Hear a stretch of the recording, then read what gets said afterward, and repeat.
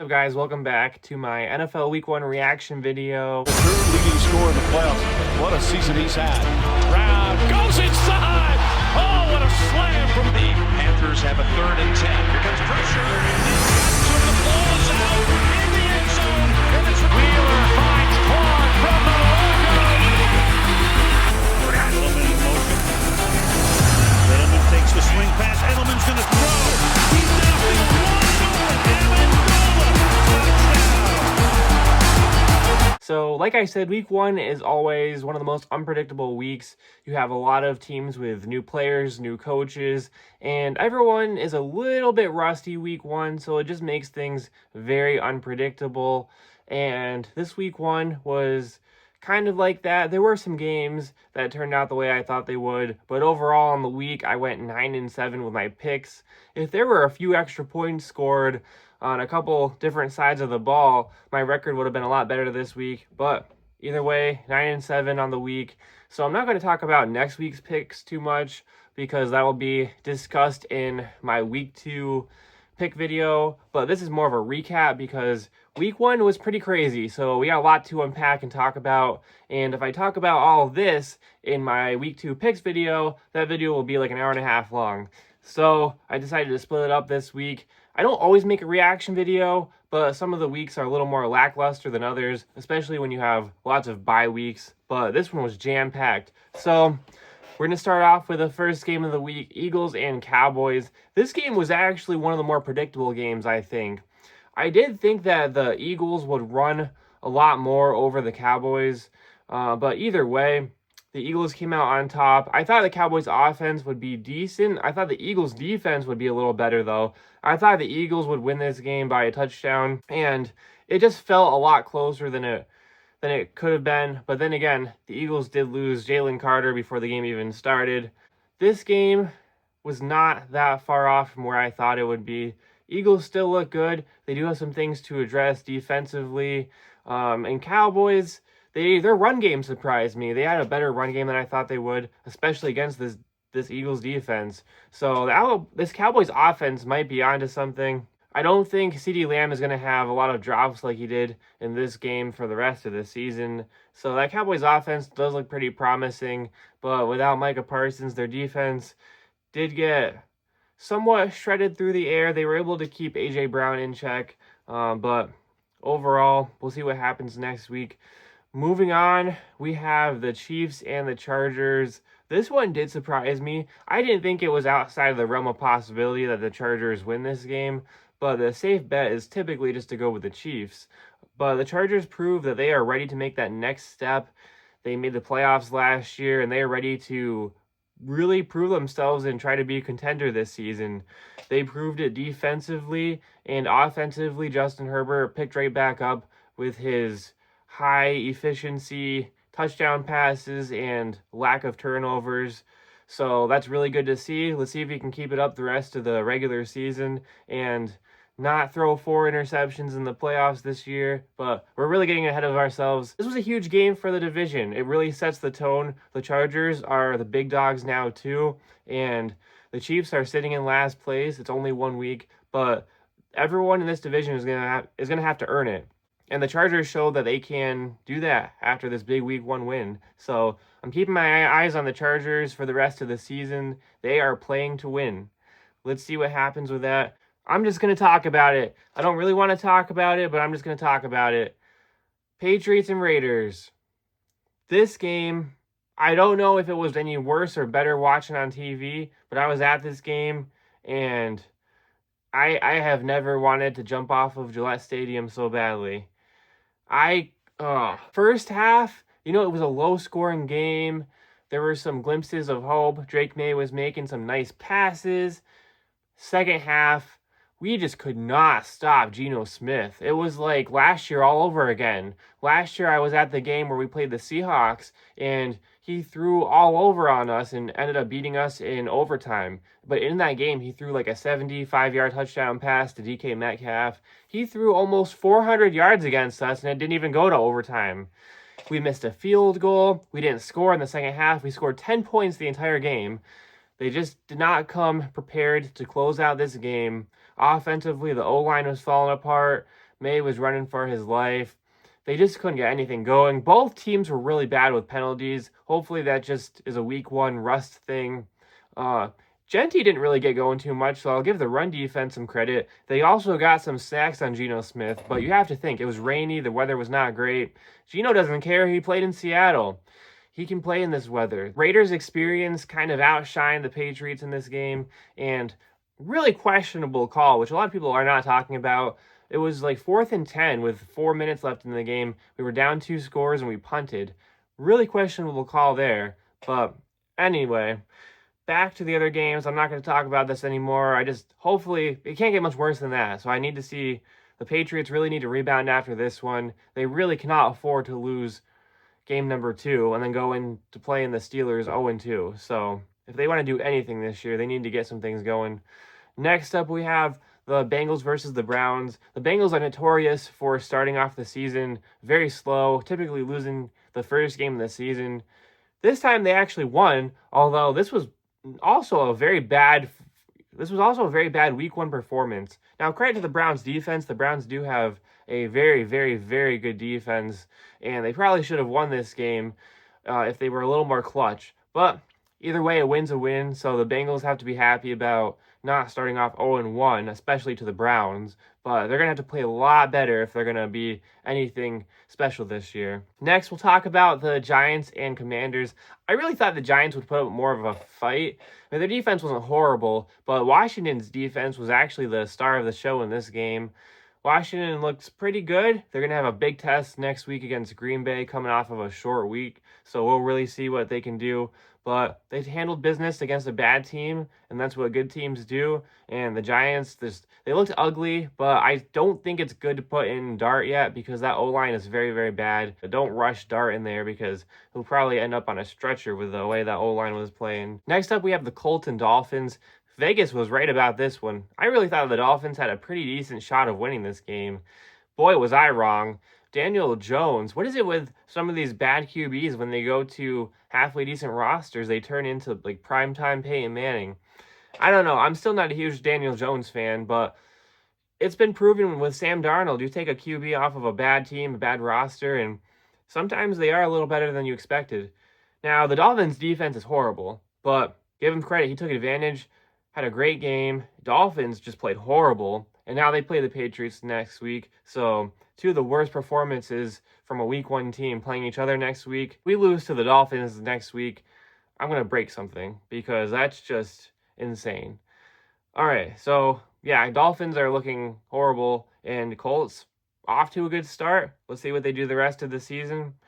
Next game we have, I thought it was going to be a lot closer than it was, Packers and Lions. I did pick the Packers to win this one, so give me credit there.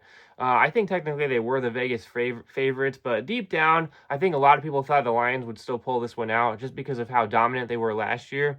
I don't know if it's just because it's a week 1 thing, or if it's because the Packers are a lot better and now they have Micah Parsons, or if it's because the Lions lost both of their coordinators, or a combination of all 3.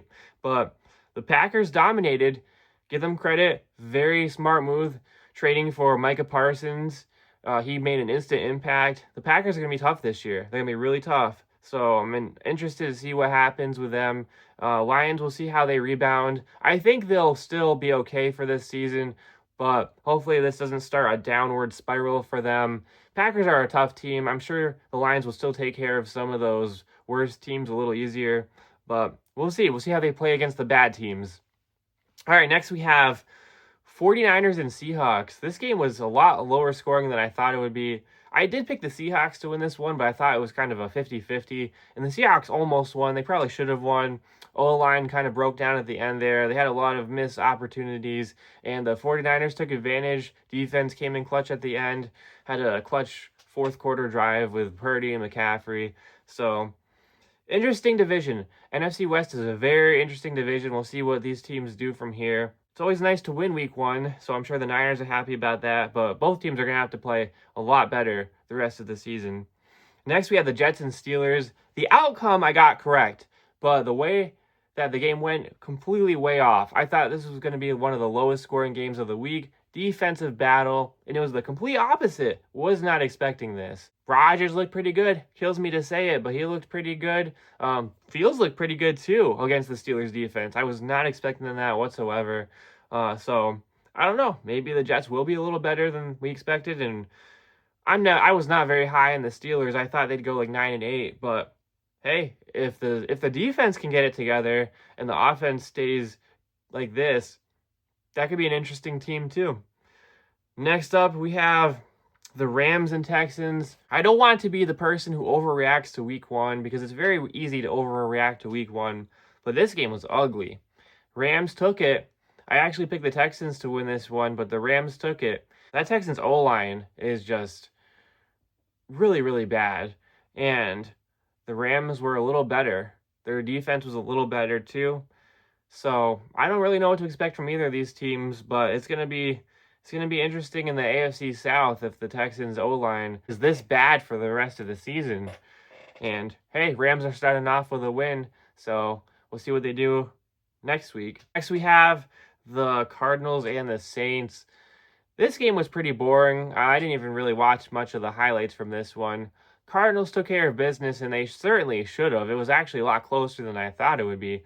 Cardinals should have won this game by a lot more, honestly. But a win's a win. They beat the worst team on paper, and we'll see what they do the rest of the year. Their problem has always been inconsistency. So let's see if they can continue the momentum. But they're going to have to play a lot better than that to beat most of the remaining teams on their schedule this season. Next, we have the Panthers and the Jaguars. This game was impressive defensively for the Jaguars, a little bit sloppy overall, but they won. Good start for them. They pretty much controlled the whole game. Panthers, Bryce Young did not look good. Their O-line was pretty rough too. They couldn't really do much at all. Jaguars own them, creating a very clear hierarchy in their division to start week one off. I know they have a lot higher hopes this season. They have a lot more talent and potential. So let's see if they live up to it. But they won the first game of the season. They controlled it. They got some things to clean up. Let's see if they can continue to step into that next level into week two. Next, we have the Titans and the Broncos. This game was way closer than I thought it would be. This game I thought would be the blowout of the week. Broncos offense just could not get clicking, but I'm sure they will figure things out later on in the year. Titans defense is not bad. I think we just think it's bad because the team has been pretty bad, but the Titans defense is really not horrible at all. It's pretty good, actually. And their offense, I'm going to give credits to Cam Ward. He played really well against that Denver defense. His wide receivers could not catch a thing, but he played very calm, very poised. I thought he would be running for his life and making really bad rookie decisions, but he was pretty good, and his throws were on the money a lot of the time too. So pretty impressed with Cam Ward's opener.